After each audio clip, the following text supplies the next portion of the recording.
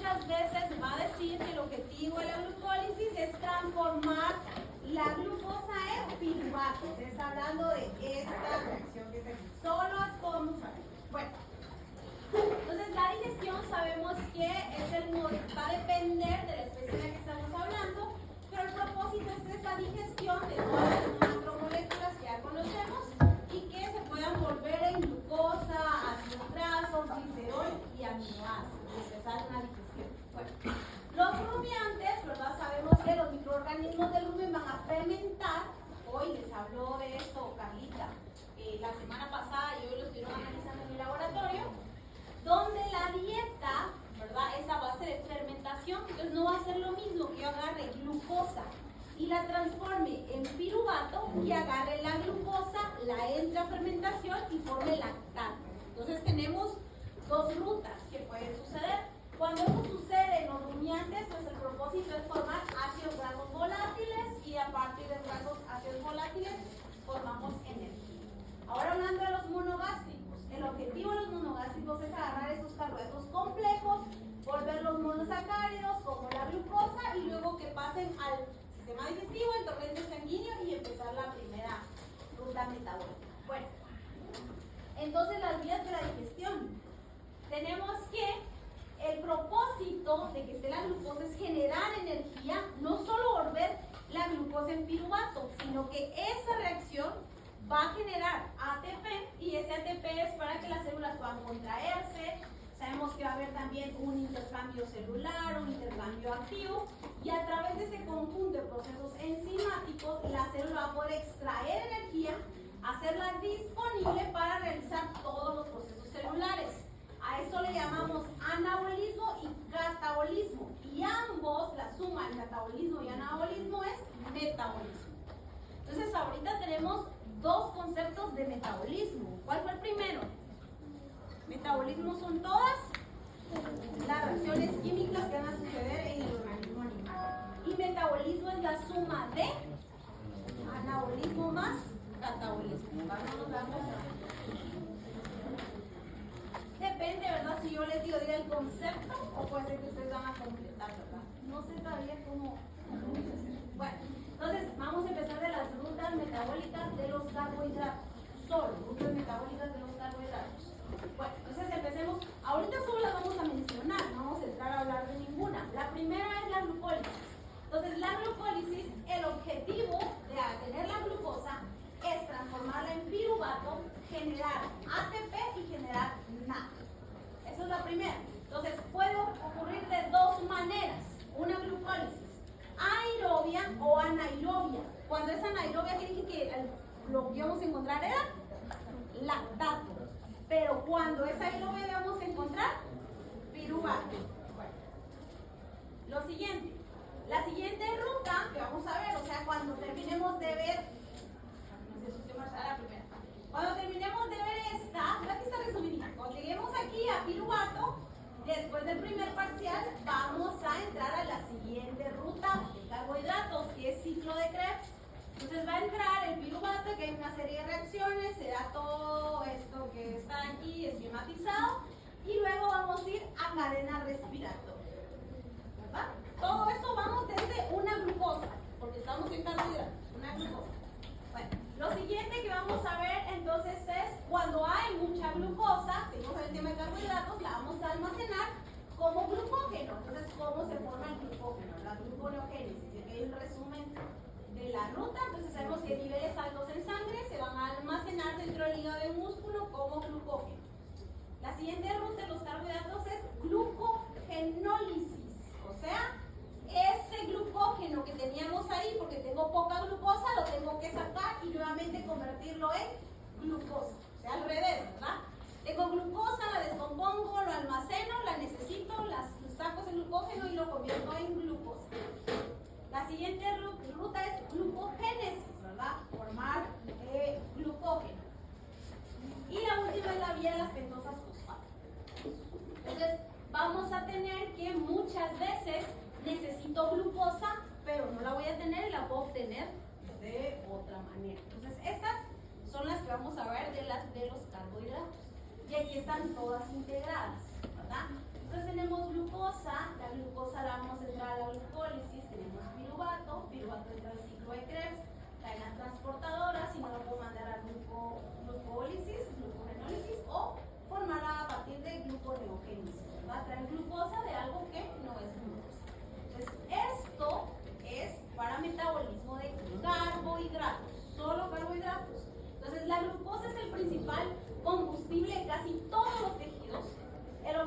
tenemos que ir a convertirlo, metabolizarlo en piruvato a través de la glucólisis.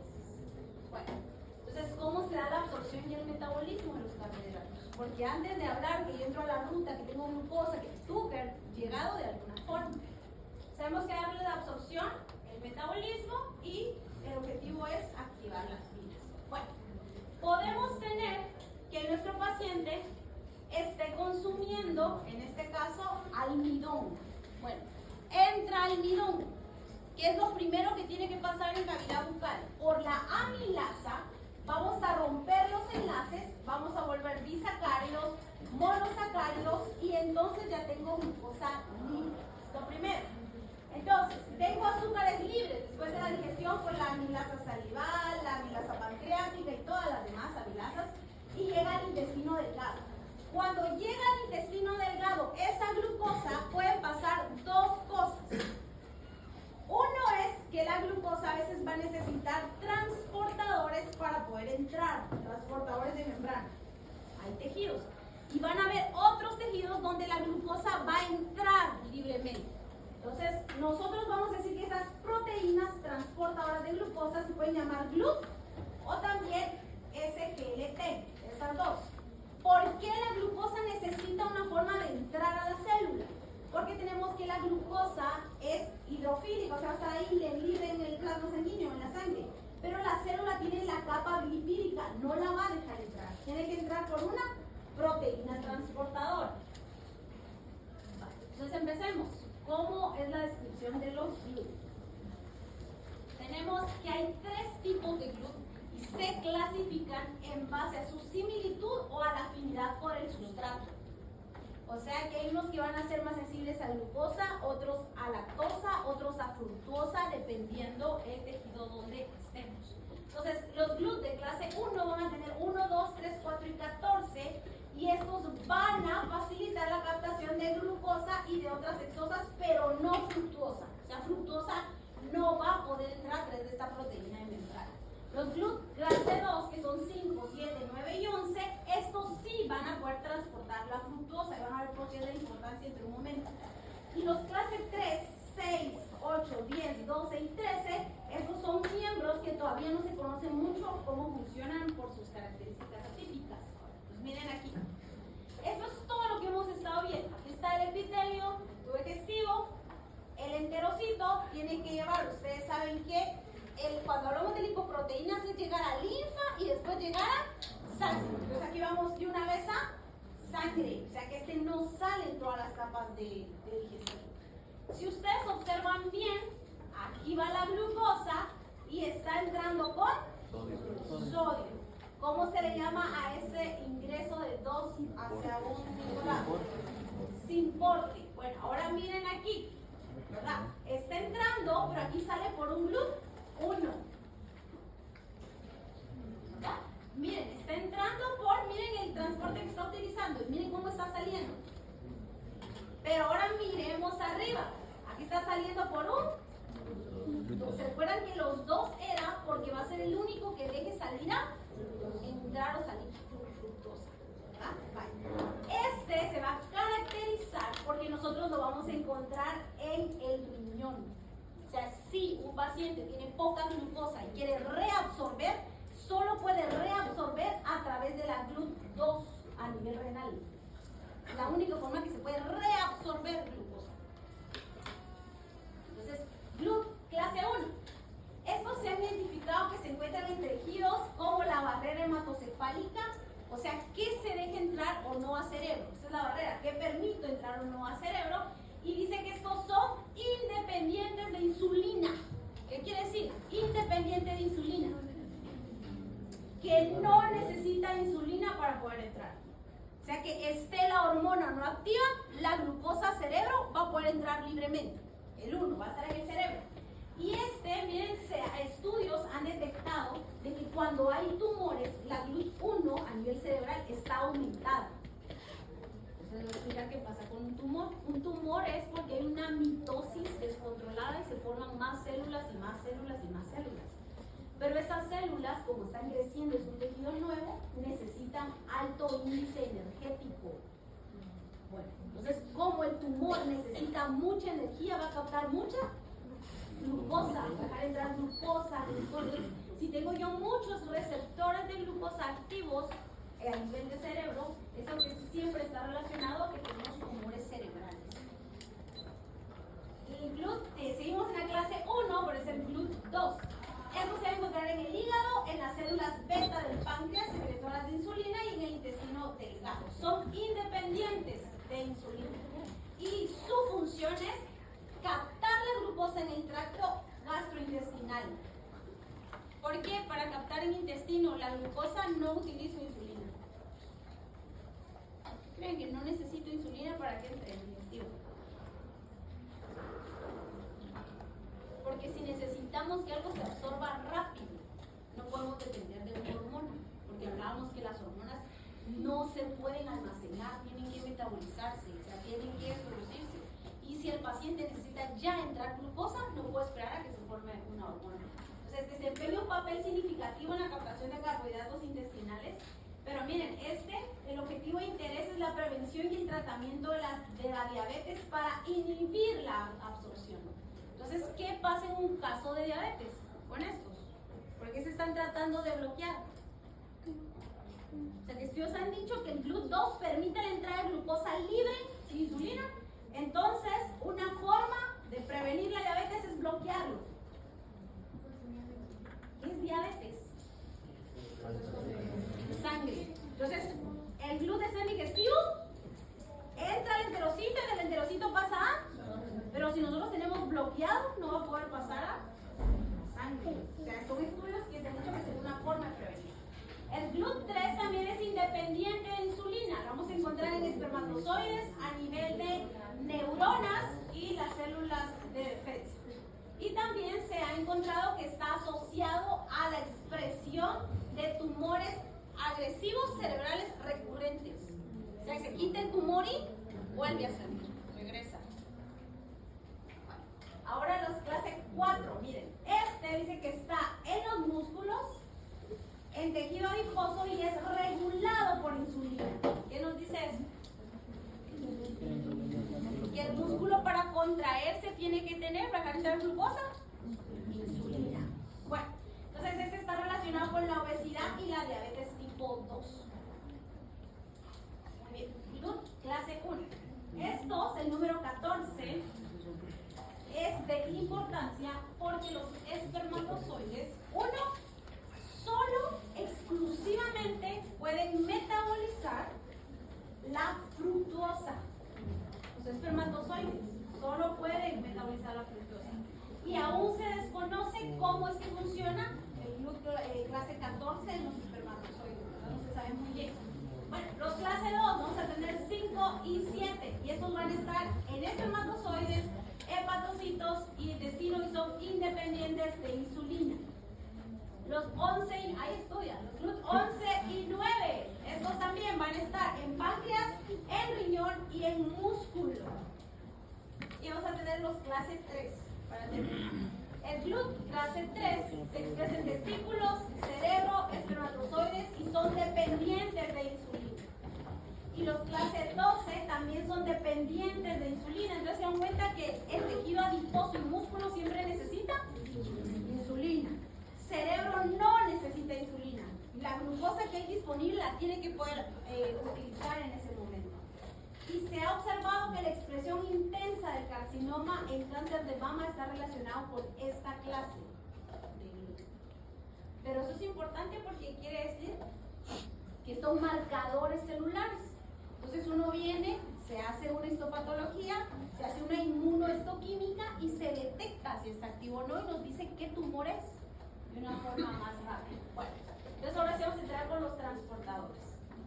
Sabemos que al final el objetivo es que sí, el animal puede estar comiendo, puede entrar descomponer las enzimas, pero luego cuando está la glucosa libre debe de poder entrar a un tejido. Van a haber tejidos exclusivos que nunca van a dejar entrar si no hay insulina. Hay tejidos que van a dejar entrar la glucosa aunque no haya insulina. ¿Todos entendemos eso? Bueno, de los GLUT, estos van a tener un sistema que es sodio-glucosa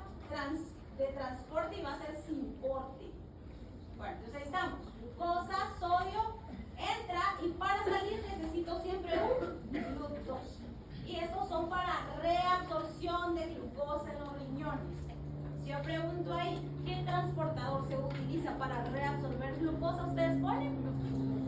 Malo.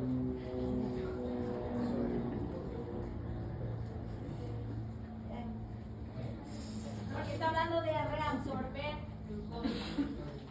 Bueno, ¿cuál es el único órgano donde se puede reabsorber glucosa? ¿Qué pasa entonces cuando Carlita le dice en el laboratorio que hay glucosa en orina? ¿Qué dice ahí? ¿Que quién está fallando? El riñón. Porque eso no tiene que pasar, ¿verdad? Bueno, Carlita le voy a explicar por qué, cuáles son las razones por las que pasa.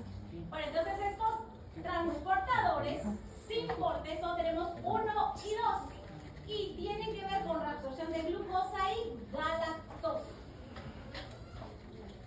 Pues ahora sí lo voy a explicar. Ay, no traje marcadores. Bueno, solo así, vamos a ver si me entienden. Bueno, listos. Entonces llega la glucosa, pero esta glucosa no puede entrar si nosotros no activamos primero a este GLUT. Pero este GLUT es dependiente de insulina. Entonces, ¿qué dice? Que no se va a activar si no hay insulina. Bueno, entonces llega la insulina y está el receptor de insulina. Pongan atención, porque no tengo marcadores, lo voy a explicar así. El receptor de insulina es una tirosina quinasa. Tirosina quinasa. ¿Qué clase de enzima es? Una transferasa. ¿Qué transfiere? Glucofosfato. Aquí está, ¿verdad? Entonces, este receptor de insulina, que es una tirosina quinasa, tiene 3 secciones aquí y tiene 3 secciones aquí. Bueno, y este receptor, tirosina quinasa e insulina, se va a autofosforilar. Bueno, para que se pueda fosforilar, ¿qué necesito yo aquí? ¿Qué hay aquí? No, porque el receptor lo activa la insulina y entonces empieza a autofosforilarse. Necesita ATP. Entonces se va a autofosforilar. Va a venir que esté el ATP, se da esta reacción y va a agarrar el fosfato y se lo va a poner a la primera sección. Pues va a agarrar otro fosfato y se lo va a poner a esta otra sección. Otro fosfato a esta otra sección. Cuando los 3 se dice que tiene una cadena alfa y una cadena beta. Cuando la cadena alfa está fosforilada, la cadena alfa fosforila a la cadena beta. Entonces tengo 6 residuos de tirosina fosforilados. Cuando los 6 están fosforilados aquí, entonces vamos a poder empezar a activar las enzimas para que la glucosa pueda entrar. Esto va a pasar en todos los que sean dependientes de insulina. ¿Cómo se llama el receptor que llega a activar la insulina? Tirosina quinasa. Y tiene que haber una autofosforilación de 6 residuos. ¿Cómo van ahí? Bien, bueno. Entonces, miren, estamos aquí. Llegó la insulina, activó el receptor tirosina quinasa, se dan las 6 autofosforilaciones y luego activamos a la proteína IRS1, que es el sustrato del receptor de insulina. Sustrato del receptor de insulina. Viene esta y va a activar a la 3 quinasa, que es esta que está aquí. Esta 3 quinasa entonces activa el GLUT y el GLUT deja entrar a la glucosa al citoplasma. Entonces, cuando la glucosa entra, la glucólisis se da a nivel de citosol. Esa fijo tiene que venir. La glucólisis se da a nivel de citosol. ¿Cómo entra? ¿Cómo entra esa glucosa para que empiece la glucólisis? Pero ¿de qué va a depender que pueda entrar o no? Insulina. Que depende que pueda entrar o no la glucosa. Del receptor, pero el receptor ¿de qué depende? Primero tengo que ver si el receptor es dependiente o no de insulina. Porque supone que yo les digo, llega una molécula a nivel de cerebro y quiere entrar al citoplasma para la glucólisis, ¿cómo entra? ¿Ustedes qué tienen que poner? ¿Entra? Libremente, porque no es un tejido dependiente de insulina. Vaya, ahora pongamos otro tejido, músculo. Estamos en músculo, yo digo, ponga el GLUT que utiliza y ponga cómo se permite la entrada de glucosa. Bueno, necesito activar el receptor de insulina, debe haber una autofosforilación, luego vamos a activar al sustrato receptor de insulina, activamos a la quinasa y entonces entra la... Y entonces empiezan ustedes a describir la ruta. Vale. Entonces, aquí está la glucosa, miren, aquí está así como que facilito. Entonces aquí dice que entra la glucosa, este paso 5 es glucólisis, se forma piruvato. Si hay ácido graso, si hay demasiado, puedo volverlo ácido graso. Entonces aquí otra ruta. O puede venir, tengo la glucosa, hay demasiado y la puedo volver glucógeno y almacenar. ¿Verdad? Vale. Entonces, ¿qué es el tema? ¿Cuál es lo importante? Deben de saber qué GLUT necesitan o no insulina en qué tejidos. ¿Verdad? Y qué tejidos específicamente van a usar qué enzimas. ¿Listos? Bueno, ahí estamos. Entonces, el día miércoles empezamos con la